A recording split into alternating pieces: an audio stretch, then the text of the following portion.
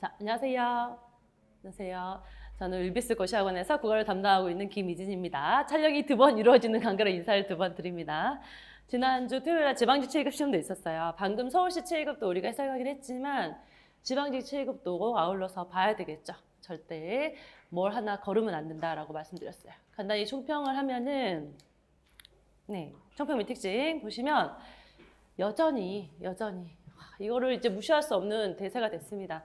비문학 독해가 어마어마하게 강화됐어요. 6문제가 출제됐는데 무려 9문제 출제됐다. 그럼 3문제가 점프를 번쩍 한 거죠. 그래서 비문학 독해 강화가 이게 국가직뿐만 아니라 서울시 지방직까지 대세가 됐으니까 앞으로 꾸준한 연습이 필요하다고 말씀드렸습니다. 그리고 문법규범은 약세를 보이고 있어요. 원래는 국가직에서는 확연히 드러났었는데 지방직 같은 경우는 작년에만 해도 9문제가 출제됐었거든요. 근데 이제는 무려 4문제가 줄어서 5문제가 출제됐다. 그래서 이게 애매해진단 말이죠. 문법 규범이 대여섯 문제 출제가 되면 분량은 많은데 그렇다고 공부를 안 할 수는 없단 말이죠. 왜냐하면 문법 규범에서 5문제가 나오든 4문제가 나오든 다 맞아줘야 독해나 문학에서 조금 어렵거나 헷갈리는 데서 2-3개 틀려줄 수 있단 말이에요. 우리의 계획은 뭐다? 독해 하나, 문학 하나 틀리고 어휘 한자 하나 틀리고 그래서 85점 맞으면 모든 시험 합격 이렇게 되는 건데 문법 규범에서 흔들려 버리면 이제 심각해져요. 그래서 조금 짜증 나더라도 문법 규범은 일단 바탕으로 깔고 가야 되는 거라서 문제 수에 연연하지 않고 열심히 해줘야 되겠고요. 아까 말씀드린 것처럼 서울시도 마찬가지, 국가직도 그렇고 지방직도 그렇고 어휘 한자는 2문제가 고정되어 있습니다. 어휘 한자는 꾸준히 암기해야 된다는 거 다시 한번 강조 드릴게요. 자, 자세한 총평은 이렇게 제가 업로드 해드린 내용을 살펴보시면 되겠습니다. 자, 해설 들어가기 전에 문제 푸는 시간을 드려야 되겠죠? 지금부터 20분 드릴 테니까 영상 보는 학생들도 20분 시간을 재고 문제 풀고 OMR 마킹까지 하도록 합니다. 시작하세요. 자, 그럼 해설을 하도록 하겠습니다. 1번. 약간 1번부터 약간 당황했죠, 여러분. 지방직에서 조금 참신한 유형들이 나오기도 했어요. 대명사 관련돼서 요새 문제들이 조금 등장하는데 이, 그, 저 이런 게 나오거든요. 그래서 같이 보도록 할게요. 옳은 것은 이라고 했고요. 정답 1번. 정답 자체는 어렵지는 않았어요. 현주가 취직이 되었대. 이는 참으로 잘된 일이야. 이 이라는 거는 지시 대명사로서 앞에서 이야기한 대상을 가리켜요. 즉 현주가 취직이 된 거. 그죠? 좋겠죠? 그래서 요거는 1번은 맞다. 근데 2번. 지금 사는 그 집이 싫으면 다른 집을 알아보자 라고 했을 때 이 그는 뒤에 있는 집을 수식하는 지시 관형사가 돼요. 그런데 지금 사는 그 집이라고 했기 때문에 듣는 사람이 알고 있겠죠. 말하는 사람도 알고 있는 집인 거예요. 그래서 화자와 청자 모두 모르는 대상을 지시한다라는 거는 잘못된 선지가 되겠습니다. 그다음 3번째, 이건 약간 그 상식적으로 풀 수 있었던 문제이기도 해요. 그죠? 쟤는 우리가 싫어했던 저것이 마음에 든대라고 했을 때 우리가 싫어했던 저것이라는 거는 너랑 나는 저것이 싫었어. 근데 쟤는 좋아한대라는 얘기죠. 그래서 화자와 청자 모두 아는 내용을 지시한다라고 볼 수 있겠죠. 물론 이때 저것은 말하는 이나 듣는 이로부터 멀리 있는 사물을 가리키는 지시 대명사지만 그 의미와 별개로 우리가 싫어했던 이라는 거는 둘 다 알고 있는 사항이기 때문에 3번은 틀린 선지가 되겠고 4번 제가 저 건물까지 부축해 드리겠습니다 라고 했을 때 이와 저 차이점은 이곳은 가까운 곳이죠. 저곳은 먼 곳이죠. 그래서 저라는 거는 멀리 있는 대상을 가리킬 때 쓰는 말이므로 이때 가까이 위치한 대상이라는 말은 잘못된 선지다라는 거죠. 자, 넘어갑니다. 조금 신기했던 문제였고요. 2번. 다음을 고려한 보고서 작성 방안. 이 지방직의 특징은 여러분 독해나 문학의 이제 길이는 좀 길어요. 서울시에 배우면 확연히 길어지는데 은근히 초반에 독해 문제들 굉장히 심플하고 쉽게 나왔어요. 답이 굉장히 쉽게 도출이 된다라는 거죠. 보시면 주제. 주거지의 관광 명소화에 따른 문제점과 개선 방안이 주제고 목적은 뭐냐면 북촌 한옥마을, 이화마을. 이거 뉴스에 나온 거 보셨어요? 저 봤어요. 그쪽에 있는 이 한옥마을 분들이 너무 불편하대요. 왜냐면 외국인들이 와서 떠들고 막 낮밤 떠들고 아침부터 떠들고 사진 찍고 자꾸 그러니까 사생활 침해도 되고 소음도 발생한다 이런 얘기죠. 그래서 그런 주거지역에 관광객이 몰리면서 쾌적한 주거 환경이 위협받는다. 개선 방안을 마련하고자 한다. 할 때 이런 보고서를 작성할 때 적절하지 않은 거라고 했어요. 즉 1번 외국의 사례 조사하면 좋겠죠. 실제로 TV에 나왔었어요. 베니스라고 그 물의 도시 있죠. 거기도 관광객이 너무 많이 와서 너무 물이 더러워지고 그러니까 거기 거주민들이 관광을 어떻게 못 오게 하는 방법이 없냐. 굉장히 그 불만이 많다고 들었어요. 그런 거 이제 보시면 되겠죠. 어떻게 해결했는지. 그다음에 3번. 전문가 주민 토론회 필요하겠죠. 실제로 거주인들의 의견을 보는 게 필요하죠.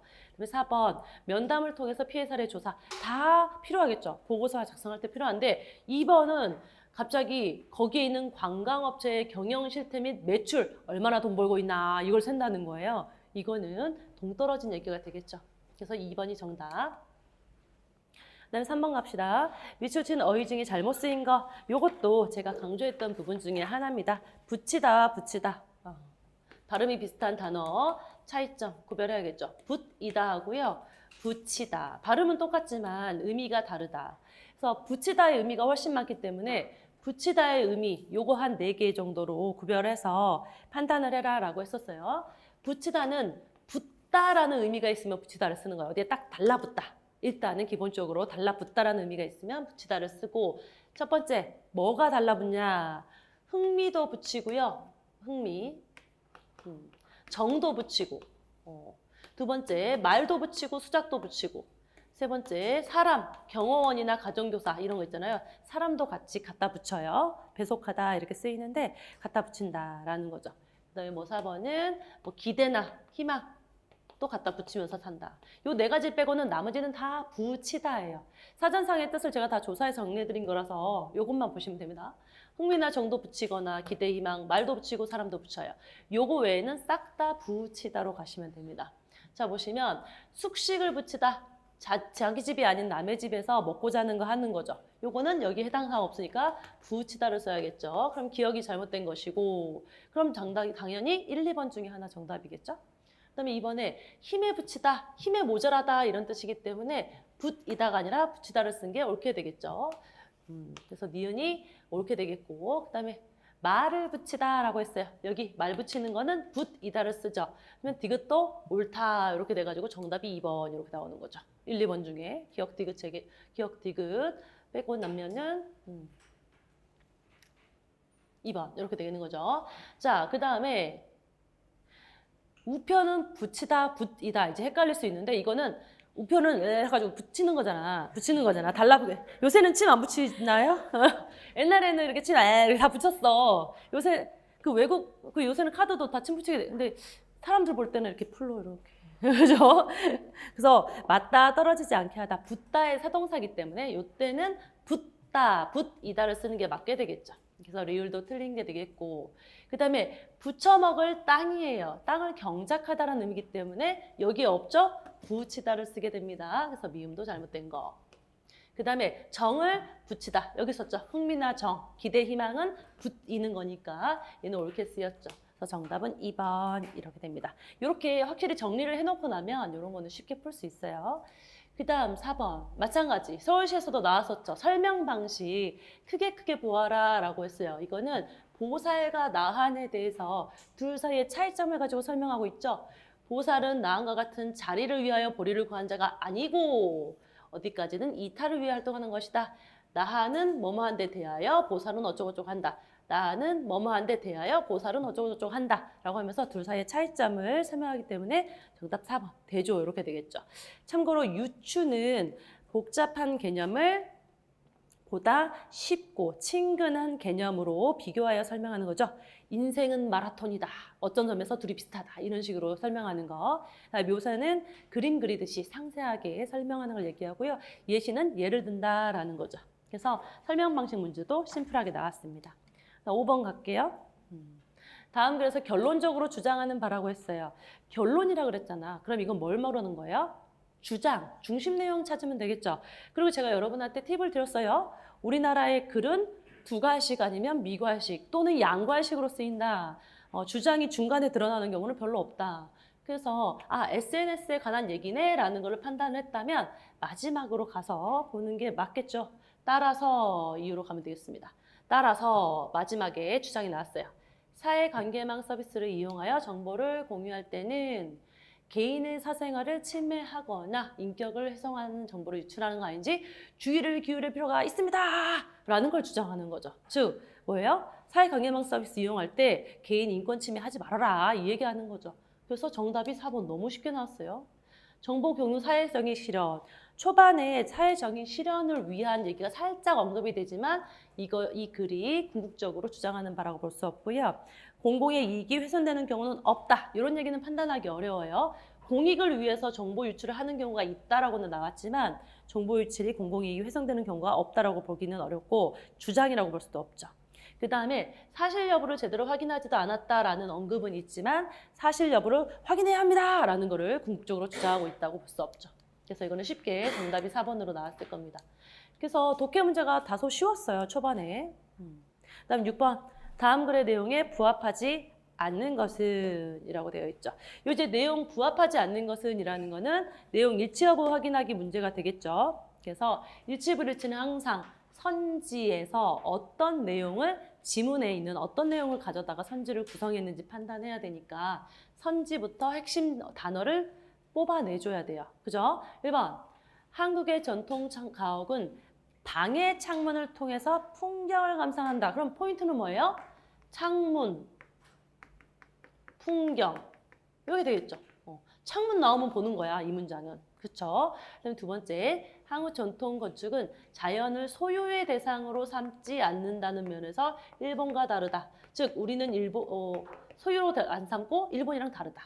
소유란 단어, 일본 단어 이렇게 나오면 봐야 되는 거죠. 그다음 세 번째, 자연 압도하는 건축 추구하지 않는 것은 자연의 일부로 여기까지 까닭이다. 그래서 건축물을 자연의 일부 뭐 이렇게 여기나 이런 식으로 나와줘야 되고 네 번째로 직선보다 곡선에서 찾는 것은 잘못 이해한 것이다.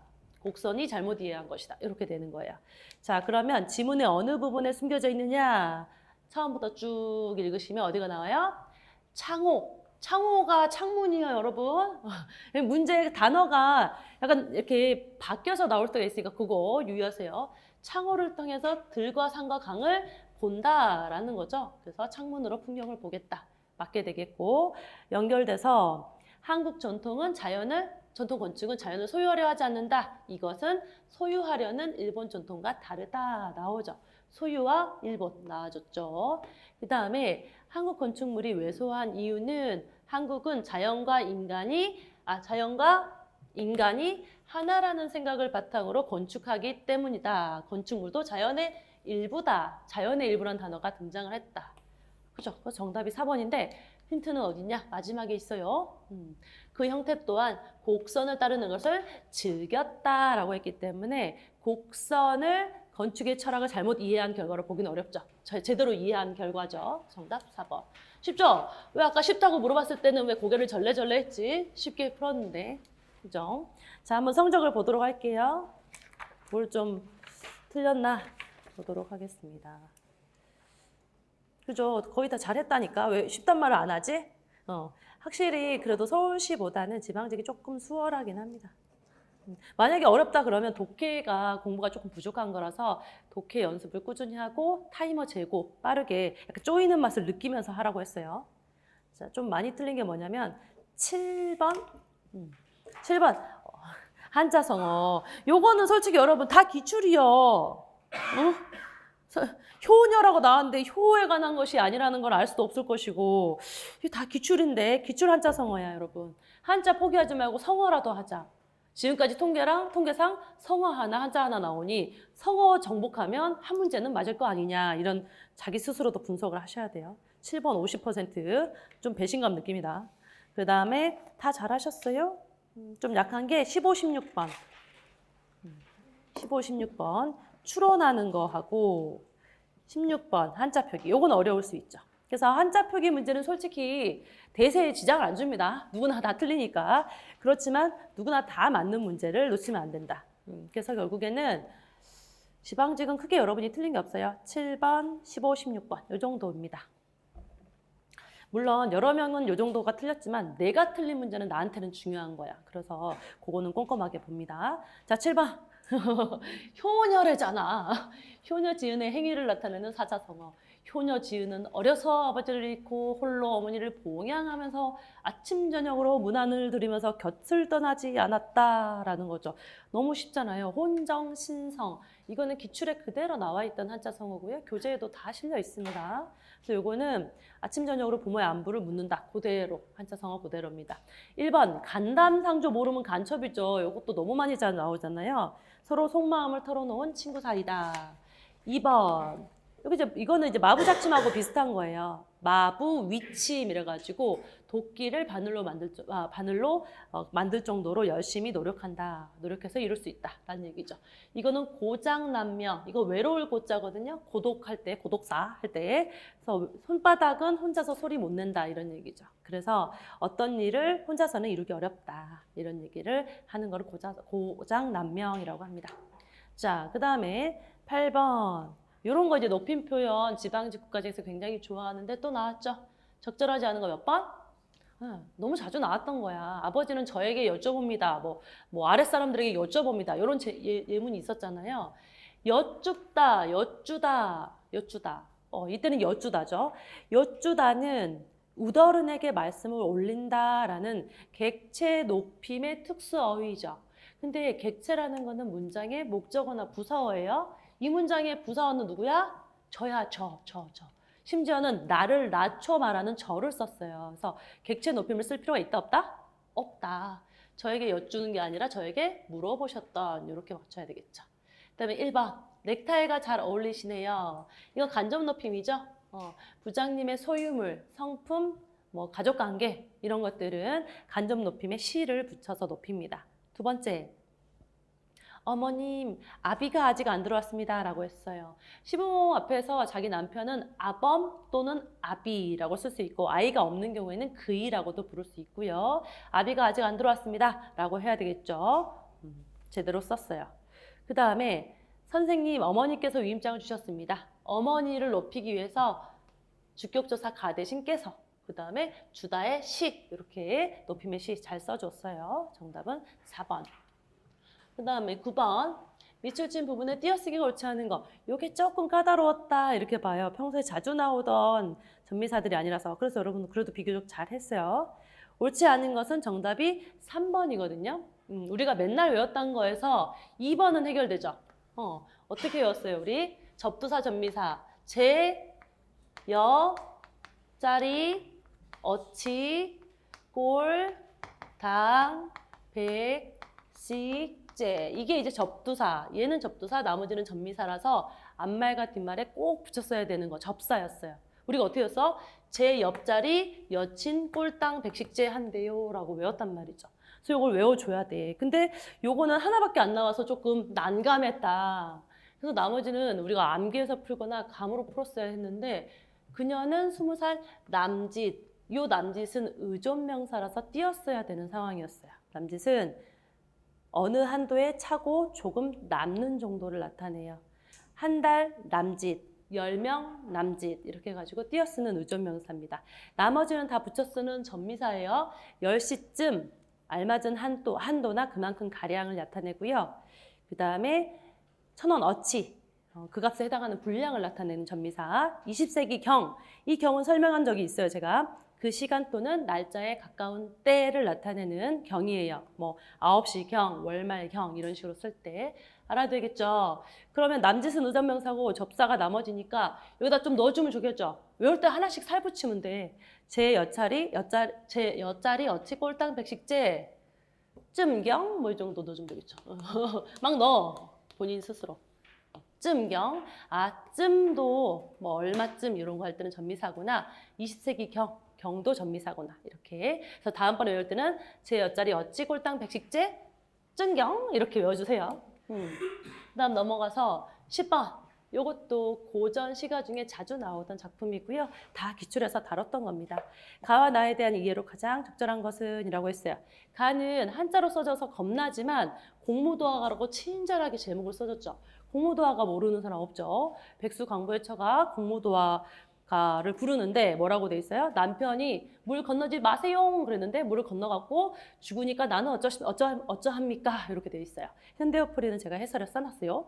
그 다음에 나도 마찬가지 서경별곡이라서 서경에서 이별하는 노래다라는 거죠. 그래서 가와나에 대한 이해로 가장 적절한 거 보도록 할게요. 1번. 가는 화자는 임과의 동행, 나는 임과의 이별을 선택. 아니에요. 둘 다 틀렸어요. 가는 이미 물에 빠져서 죽어서 죽음과 더불어 이별에 대한 슬픔을 노래하고 있고, 나는 서경별곡인데 대동강에서 배 타들고 건너편 가는 것을 슬퍼하고 싫어하는 거예요. 임과의 이별을 선택하는 게 아니라 이미 나하고 이별하려고 하는데 이별하고 싶지 않다라는 마음을 얘기하고 있죠. 두 번째, 가의, 이거 강이죠. 강하자죠. 그래서 가의 강이나 나의 강 모두 재회를 돕는다? 아니죠. 둘 다 이별을 상징하고 있어요. 물에 빠져서 죽었으니까 임과 이별하는 것이고, 죽음과 이별을 상징하고, 대동강을 건너면 나를 안 만나고 다른 사람을 만날 거라고 했기 때문에 재회가 아니라 이별을 말합니다. 3번이 정답이죠. 가와 나의 화자 모두 벌어질 상황에 대해 염려하고 있습니다 라고 했어요. 공무도화가도 마찬가지. 이미 물에 빠져 죽으니 이제 어찌하리요, 물을 건너지 마세요 라고 했기 때문에 벌어질 상황에 대해 염려하고 있고요. 밑에도 마찬가지. 대동강 건너가지 마세요 라고 하면서 걱정하고 있어요. 그 다음에 4번. 가와 나 모두 화자, 즉 시적 화자는 시에서 그 시를 읊는 사람입니다. 시적 화자의 상대방, 듣는 사람이 보이는 반응이 희극적 분위기. 전혀 예상치 못한 선지죠. 상대방의 반응이 드러나지도 않고요. 화자 혼자 노래하는 거니까.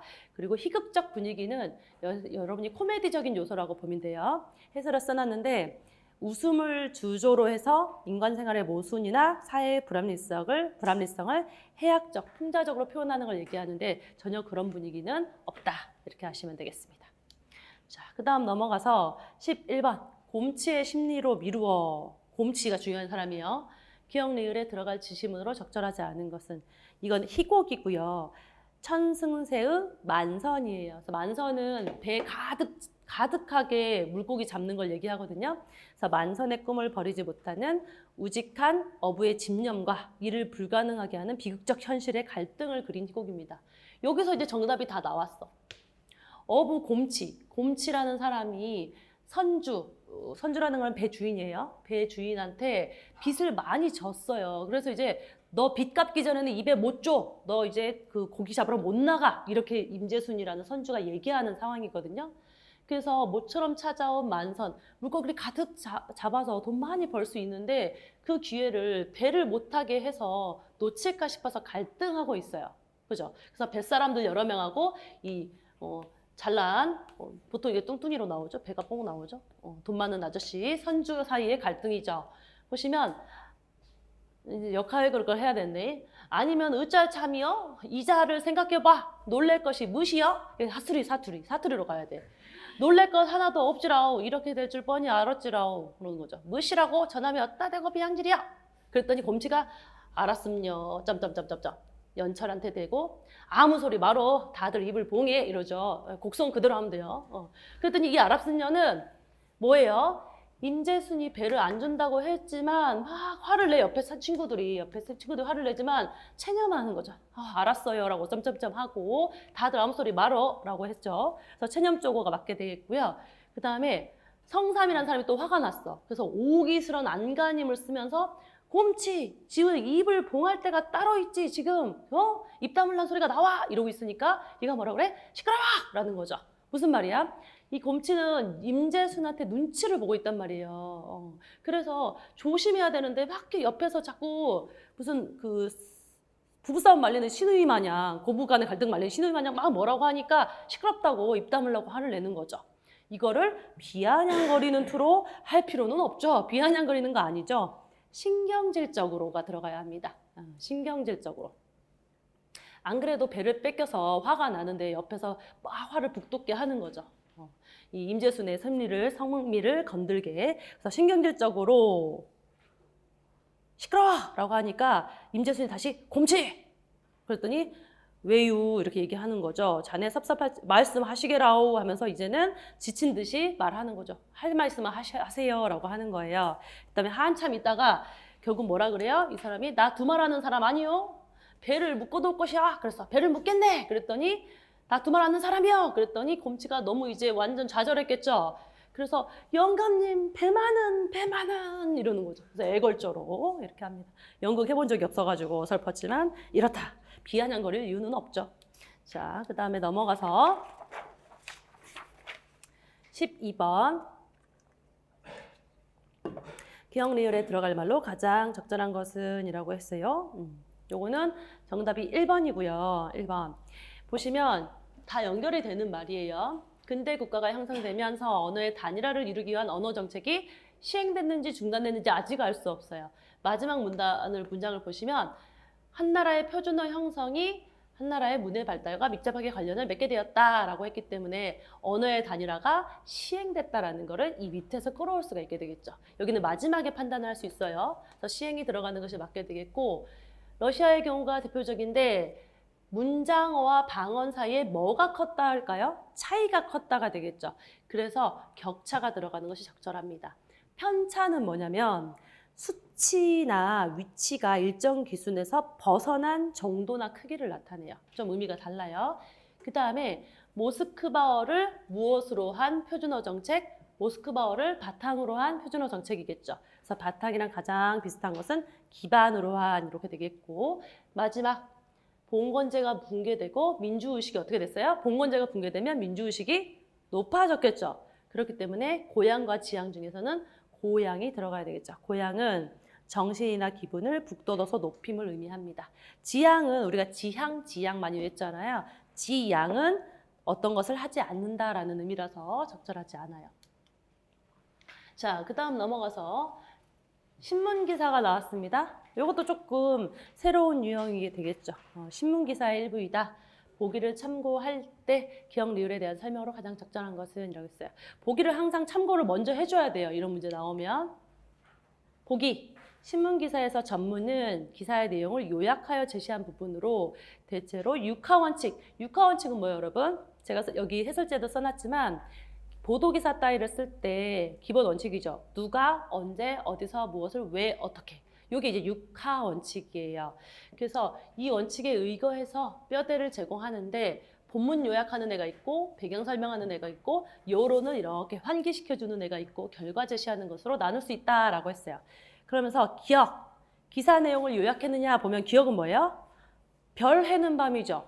별 해는 밤. 웬 기사 내용? 그죠? 별 해는 밤은 윤동주 시인의 시 제목이에요. 우리나라 사람들 한 50%는 알고 있을 거야. 그죠? 조금 더 보태면 한 7, 80%를 알고 있어. 그러면 기사 제목이 갑자기 별 해는 밤 그러면 이거 뭐지? 이렇게 된단 말이죠. 문학적 표현이기 때문에. 그래서 오히려 이런 환기하는 전문으로 보지 기사 내용 요약 제시가 아니다. 두 번째, 니은을 보면 뭐가 나왔어요? 울산과 부산서 11, 12일 별축제 열려라고 했어요.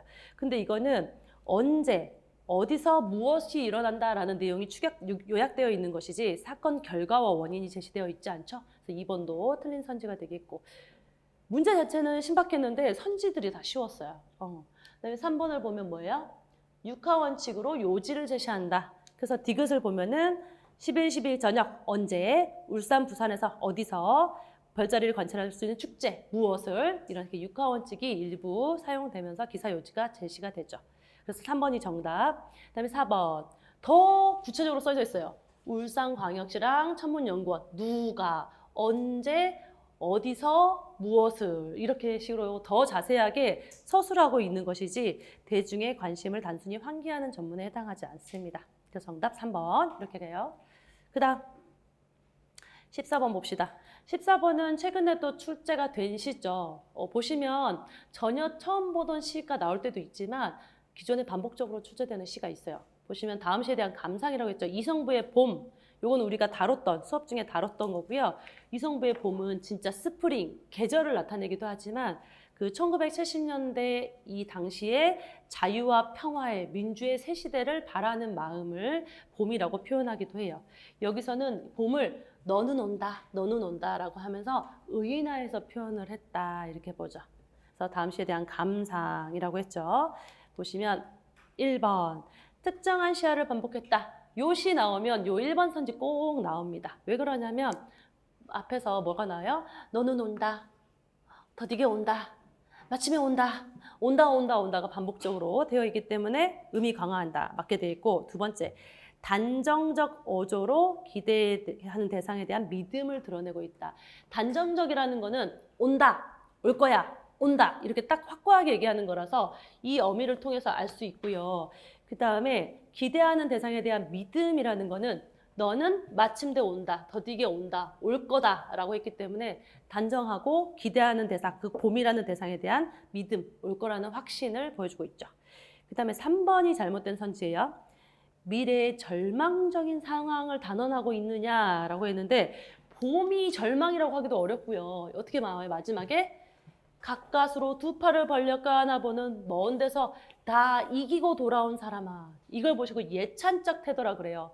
지는 사람 아니에요? 다 이기는 사람이죠. 힘찬 사람이야. 그리고 이 사람이 올 거라는 상황을 믿고 있는 거기 때문에 절망적이라고 보기도 어렵죠. 자, 그 다음 4번은 당연하죠. 특정 대상, 봄이라는 것을 너라고 부르면서 인격함으로써 기다림을 표현하고 있습니다. 이 선지들은 너무 이 시가 나오면 대표적으로 다 등장하는 선지들이라서 알아두셔야 돼요. 또 반복될 수 있어요. 그 다음 15번, 다음 글에 대한 추론으로 적절하지 않은 거. 요거 여러분 좀 많이 틀렸어요. 15, 16번이 조금 어려웠나 봐요. 그래서 이거는 추론하기 문제가 조금 어렵게 나올 수 있습니다. 그때 말씀드린 것처럼 내용 일치 여부 파악하기 문제는 1번 핵심 단어 여기 찌롱, 2번 핵심 단어 여기 찌롱 이렇게 되는데 추론하기는 똑같은 단어가 등장하지 않고 그 내용을 가지고 여러분이 그러면 이 내용을 이해했을 때 이러한 선지가 도출되겠다. 여기까지 한 단계 더 테스트한다고 했죠. 자, 추론하기도 선지를 보기는 해야 돼요. 1번 선지. 현재 인간이 추구하는 가치를 불변의 가치로 인정할 수는 없다라고 했어요. 즉, 현재 가치. 즉, 불변은 아니다. 이 얘기죠. 현재 가치 불변 아니다. 두 번째, 인류 역사의 변화 과정에서 인간의 열망과 상상력이 끼친 영향이 크다. 즉, 역사 변화에서 인간의 상상력, 열망과 상상력, 영향이 크다. 이 얘기를 하고 있겠고 그 다음에 세 번째 핵심은 인류 역사의 변화 중에서 인류 역사에서 인간의 상상력을 바탕으로 실현된 세계는 변함이 없다. 변화하지 않는다. 이런 얘기가 되겠고 네 번째, 21세기. 무조건 요거 나와주겠죠. 기술과 상상력의 관계거든요. 기술과 상상력의 관계는 위상이라는 거는 두 개의 어떤 위아래의 위치를 얘기해요. 위상 관계가 변화한다. 21세기 관계 변화 이렇게 이해하시면 되는 거예요. 자, 그럼 처음부터 어디에 들어있는지 보도록 할게요. 인류 역사는 끊임없이 변화를 거듭해왔다. 여기서 나옵니다. 가치관 또한 다양하게 바뀌었다. 이걸 가지고 이미 현재 가치가 불변하지 않는다. 불변 가치로 인정할 수 없다가 옳은 선지라는 걸 알 수 있죠. 현재 가치라고 해서 불변하지 않는 게 아니라 항상 변한다라는 얘기죠. 좀 더 구체적으로는 밑에 나와요. 종교적 믿음이 중요할 때도 있었고 이성이 중요할 때도 있었고 산업화를 지향하기도 했다. 즉 항상 현재 가치가 절대적인 게 아니고 항상 변화했었다. 얘기죠. 불변의 절대적 가치가 아니다. 두 번째, 지속적인 변화의 배경에는 인간의 열망과 상상력이 항상 가로놓여 있었다. 즉, 요 문장을 가지고 인간 역사의 변화에서 인간의 열망과 상상력이 끼친 영향이 크다. 요걸 유출해낼 수 있어야 돼요. 왜? 항상 눈부신 문명의 진전 과정에 열망과 상상력이 있었기 때문에 요게 바탕이 되었다. 영향이 크다라고 볼 수 있겠죠. 그 다음에 내려가시면 마지막에 보시면 이렇게 나와요. 아주 마지막에 보시면 과거 시대에는 무언가를 상상하고 기술을 개발하는 시간들이었다면 21세기는 이러한 상상을 이루어낼 수 있는 시대가 되었다라고 했거든요. 그래서 이 상상력과 과학기술의 위상의 관계가 단순히 기술을 개발하는 게 아니라 그거를 구현해내고 이루어낼 수 있는 시대가 되었다. 즉, 그 관계가 조금 변화하였다. 이렇게 볼 수 있어요. 그리고 여기서 또 앞에도 나와요. 21세기 과학들은 상상력의 위상을 다시 생각하게 한다. 여기서 끌어오셔도 상관은 없어요. 그래서 두 개의 위상 관계는 변화했다. 이것도 4번 맞습니다. 근데 문제는 이 3번 선지가 정확하게 어디에 들어가 있는지 모르겠다라는 거죠. 인류의 역사 변화 중에 상상력을 바탕으로 실현된 세계의 모습은 변함이 없었다. 이건 진짜 추론 선지라서 요 내용 21세기에 상상력은 문명을 가동시켜온 원동력이었는데 21세기에는 그 상상력의 위상이 달라져서 공상이 실제로 구현되는 상황이 되었다. 이렇게 돼가지고 상상한 세상이 그 실현되는 모습이 변함이 없는 것이 아니라 계속해서 변화되고 새롭게 구현되고 있다라고 우리가 추론해낼 수 있어야 돼요. 여기에 고정되어 있는 게 아니라 역사 변화에 따라서 인간의 상상과 열망이 구현되고 바뀌어왔구나. 이렇게 가야 돼서 이 3번 선지가 어디에 콕 찍혀 있는 게 아니라 이 전반적인 내용을 통해서 구현해낼 수 있어야 추론해낼 수 있어야 됩니다. 세계의 모습은 변함이 없다기보다는 변화하겠죠. 그래서 3번이 틀린 선지가 되는 거예요. 자, 그 다음에 16번 한자 표기 모두 옳은 것은 정답 4번이에요. 운명은요. 운전할 운자를 써야 돼요. 아까 같이 또 이상한 한자 공부하면 운전할 운자 안에 뭐 들어있어요? 차 들어있잖아, 차. 그죠? 차 아니야, 이거 차? 차를 이렇게 사람이 위에 앉아가지고 운전을 한다니까? 이렇게. 그래서 운전할 운자 이렇게 기억하시면 돼요. 운명. 그 다음에 자서전이라고 했으니까 스스로 자는 맞고 잘못 보면 글 서자가 들어갈 것 같지만 줄 서자를 쓰는 게 맞고요. 그 다음에 염세적이라는 거는 사전상 뜻이 세상을 싫어하고 모든 일을 어둡고 부정적으로 보는 걸 얘기하거든요. 그래서 이렇게 살면 안 되겠죠. 그래서 염세적은 싫을 염자를 써야 돼요. 싫을 염. 이거는 그 위에 염자는 소금 염과 세금 세자거든요. 밑에 싫을 염자를 써야 된다라는 거고 싫을 염 세상세. 싫을 염 세대세 이렇게 써야 되겠고 마지막으로 성실하다라고 했어요. 성실. 이게 열매실인 건 여러분 알죠? 열매실자 나라. 열매를 이루는 거는 진짜 열매를 맺게 하는 것.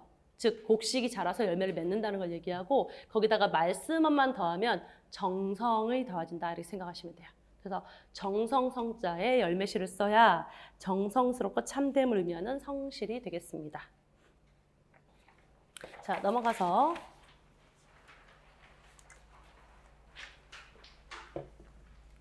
다음 글에 대한 감상으로 적절하지 않은 거. 요게 길었죠, 여러분.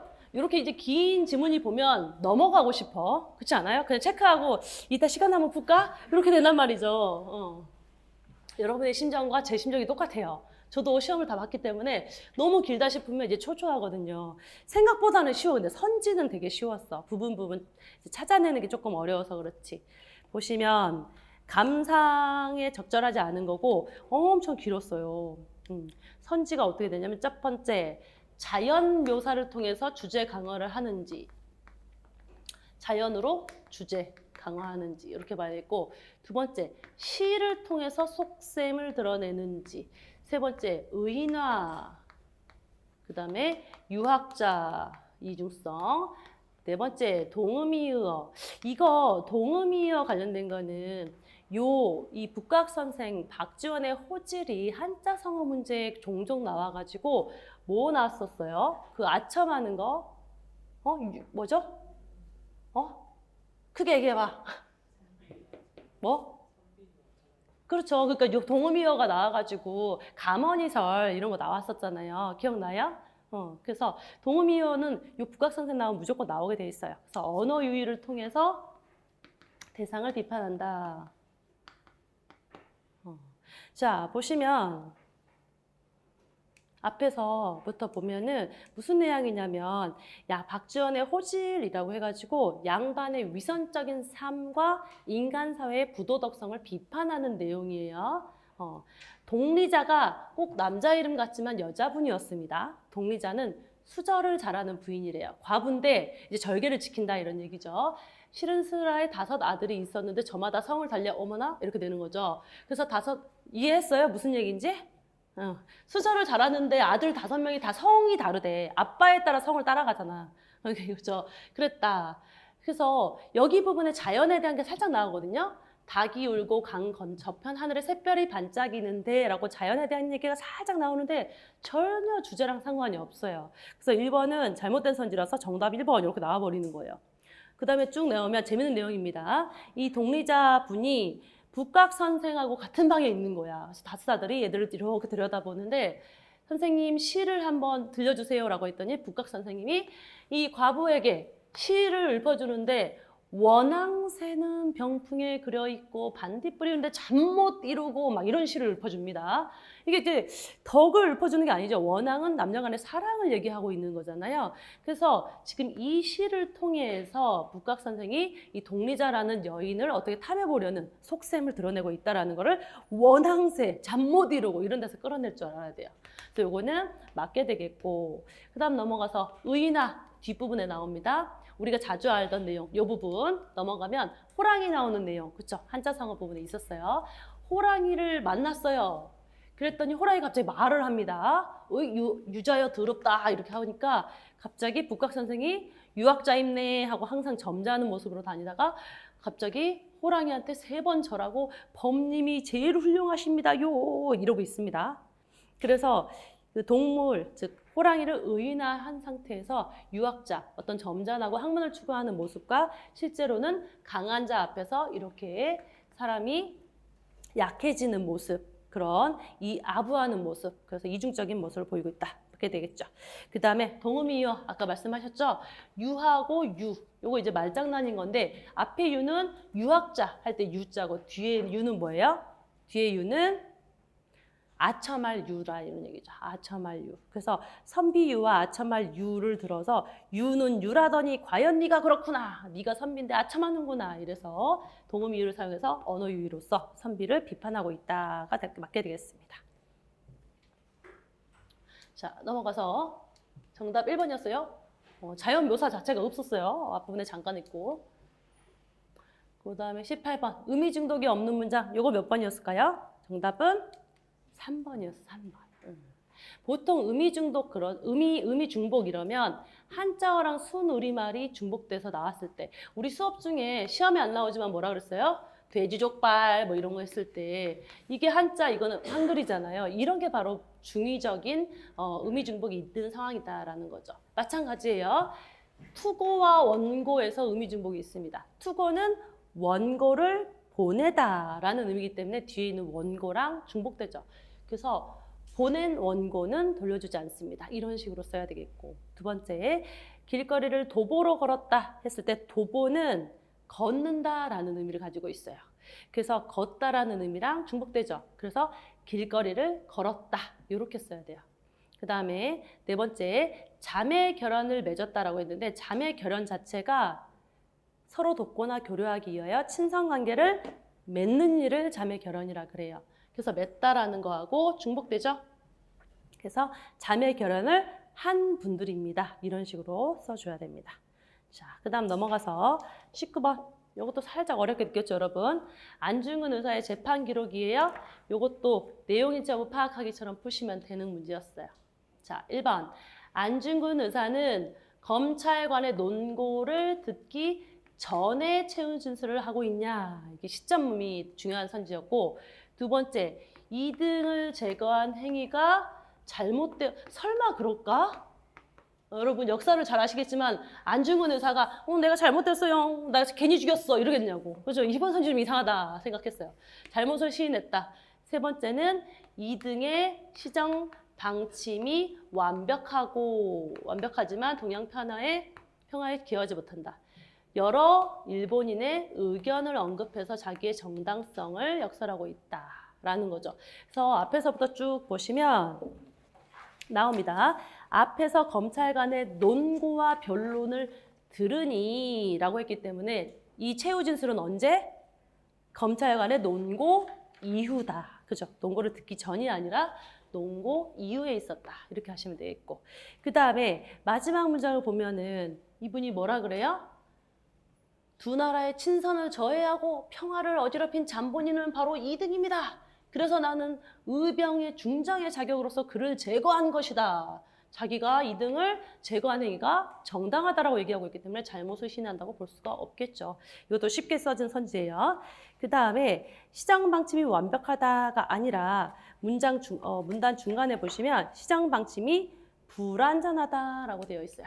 보시면 2등의 시장 방침은 결코 완비된 것이 아니다. 완전하게 준비해요, 여러분. 즉 완전하지 않다라고 생각을 하는 거죠. 완비되지 않을 텐데 어찌 오해라고 할 수 있겠는가? 그 완전하지 않았다 이런 얘기죠. 그 다음에 마지막으로 4번이 정답인데 4번은 찾기가 조금 애매한데 여러 일본인의 의견을 언급하면서 자기의 행위의 정당성을 역설하는데 여기 나옵니다. 오늘 내가 말한 여러 계급의 인사들, 즉 여러 사람들한테 다시 물어봐도 모두 잘했다고 하더라. 이게 바로 여러 인사들을 언급하는 거예요. 여기서 보시면 간신 2등을 다 중화하고 있고 일본인도 그러하거늘 하물며 한국인은 오죽하겠냐라고 해서 여기서 여러 계급의 인사들의 일본인들이 들어가 있다라는 사실을 알 수 있죠. 그래서 4번이 정답 선지가 되겠습니다. 그 다음 넘어가서 이제 20번. 다음 글에 대한 이해로 적절하지 않은 것은. 이것도 이제 내용 일치 여부 파악하기 문제죠. 이것도 부분 다 틀린 학생들이 있어요, 지금. 다 맞추는 거 아니야. 본인이 틀릴 때는 항상 어떻게 내용 일치 여부 파악하기 문제는 시간 싸움이니까 핵심 찾고 지문에서 반드시 밑줄 긋는 연습하세요. 해야 돼. 그걸 해야 늡니다. 자, 선지 1번. 서구 열강의 식민지 지배 전략 가운데 서구 열강의 어떤 정책이 언어 자살의 대표적 사례다. 언어 자살의 사례다. 서구 열강의 정책이 대표적 사례인지. 두 번째, 자기 모국어 얘기하는 거예요. 모어를 계승하려는 의지가 자살 현상 발생의 변수가 될 수 있다. 이 변수라는 거는 어떻게 변화시킬 수 있는 요소, 가변적 요인을 얘기해요. 그다음에 세 번째, 멕시코 정부가 공식적인 언어 정책이 언어 교체 현상을 유도했다고 보기 어렵다. 멕시코 정부가 교체 현상을 유도하지 않았다.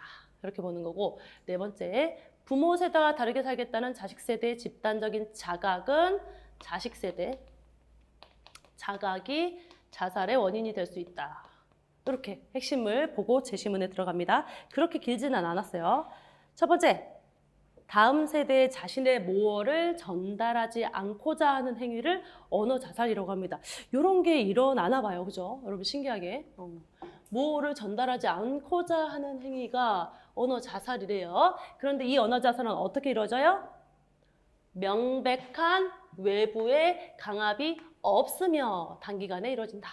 즉 외부의 강압이 없다는 얘기는 뭐예요? 강한 서구 열강들이 식민지 지배, 더 강한 쪽에서 식민지를 지배하는 거죠. 지배 전략으로서 언어 자살 현상이 나온다? 아니다. 외부의 강압에 의한 것이 아니다라는 거죠. 그래서 1번 선지가 틀린 게 돼요. 이거를 잘못 보시면 헷갈리는데 멕시코 정부 나오고 이러니까 외부의 강압이 없이 자체적으로 이루어지는 게 언어 자살이고요. 자살이잖아. 타살이 아니잖아. 그죠? 여기서도 분명히 명백한 외부의 강압이 없다고 했으니까 열강들의 정책에 의해서 자살 현상이 일어나는 것이 아니다. 1번이 맞게 되겠고요. 틀린 선지고. 그 다음에 멕시코 언어 현상, 교체 현상이 일어났는데 이거는 멕시코 정부가 부추겼다고 보기가 어렵다라고 했어요. 즉 멕시코 정부가 교체 현상의 원인이 아니다. 유도했다고 보기 어렵다. 맞게 되겠죠. 그 다음에 마지막에 나와요. 나는 부모님처럼 살지 않을 거야. 라는 자각. 그죠? 자식 세대들의 자각이 단체로 모호 사용을 그만두게 한다. 즉 언어 자살을 하게 하는 원인이 될 수 있다. 이건 맞아요. 2번 선지가 또 곧이곧대로 꽂혀 있지 않고요. 우리가 도출해내야 되는 선지 중에 하나입니다. 보시면 모호를 전달하지 않고자 하는 행위가 언어 자살이죠. 즉 그러니까 모호를 계승하려는 의지가 있다면 이런 자살 현상의 발생에 변화를 일으킬 것이고 그 예시로 뭐가 나왔어요? 멕시코 정부 아래에서 이 지역 사람들이 자기들이 스페인어를 사용했죠. 모호를 안 쓰고 오히려 스페인어를 사용했어요. 즉 모호를 계승하려는 언중의 의지가 만약에 이 상황에서도 있었다면 언어 자살 현상의 어떤 변수가 될 수 있을 것이다. 이런 거를 우리가 이런 부분, 그다음에 이런 부분에서 추정해낼 수 있는 일종의 추론 선지가 되겠어요. 그래서 이거는 변수가 될 수 있을 것이다 라고 보는 것이 옳겠죠. 그래서 정답은 1번 이렇게 됩니다. 고생하셨어요, 여러분. 질문이 있을 때는 네이버 카페 이용하시고 오늘 해설 강의도 열심히 들어주셔서 감사하고 앞으로 이제 그 후에 시험이 없죠. 서울시국까지. 그러니까 내년 시험을 어차피 우리가 준비해야 돼요. 그래서 이번 시험 잘 본 학생들은 오케이, 땡큐 하면서 행복하게 이제 수험 생활을 벗어나면 되는 것이고, 아닌 학생들은 조금 더 박차를 가야 되겠죠. 어제 시험이 끝난 거는 툴툴 털고 앞으로 내년 시험을 위해서 열심히 노력해 보도록 하고 함께 열심히 공부하도록 합시다. 자, 그럼 해설강 여기서 마치도록 하겠습니다. 감사합니다.